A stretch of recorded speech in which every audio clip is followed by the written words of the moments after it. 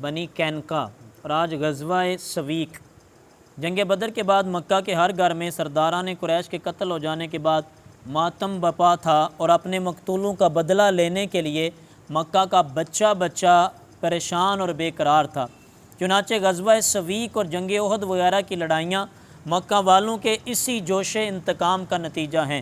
عتبہ اور ابو جہل کے قتل ہو جانے کے بعد اب قریش کا سردار ابو سفیان تھا، اور اس منصب کا سب سے بڑا کام غزوہ بدر کا انتقام تھا۔ انہاں کیا تنو تاں بنانے ہاں، تو غزوہ بدر دا انتقام لینے۔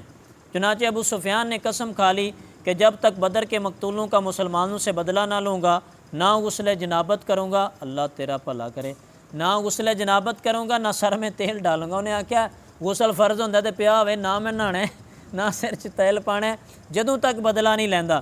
چنانچہ جنگ بدر کے 2 ماہ بعد ذی الحجہ 2 ہجری میں ابو سفیان 276 سواروں کا لشکر، اونٹ سوار 200 اونٹ سواروں کا لشکر لے کر مدینہ کی طرف بڑھا۔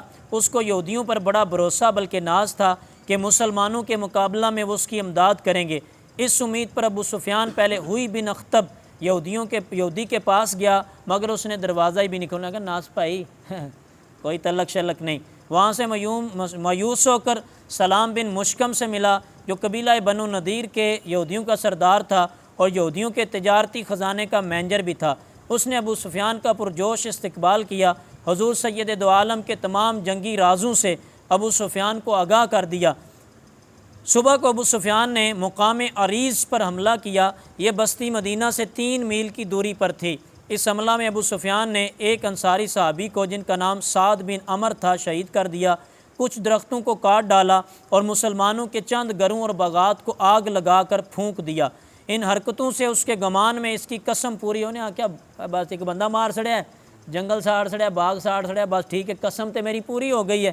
جب حضور کو اس کی خبر ہوئی تو آپ نے اس کا تعاقب کیا، لیکن ابو سفیان بدحواس ہو کر اس قدر تیزی سے بھاگا کہ بھاگتے ہوئے اپنا بوجھ ہلکا کرنے کے لیے ستو کی بوریاں اور جو وہ اپنی فوج کے لیے راشن کے لیے لایا تھا پھینکتا چلا گیا، جو مسلمانوں کے ہاتھ آئے۔ عربی زبان میں ستو کو کہتے ہیں سویق، کیا کہتے ہیں؟ اسی لیے اس غزوے کا نام ہے غزوہ سویق، کیا ستو لبے ہیں مسلمانوں، ٹھیک ہے؟ تو آج تو بعد ایک نام یاد ہو گیا ہے کہ ستو نو کیا دنے سویق، ٹھیک ہے؟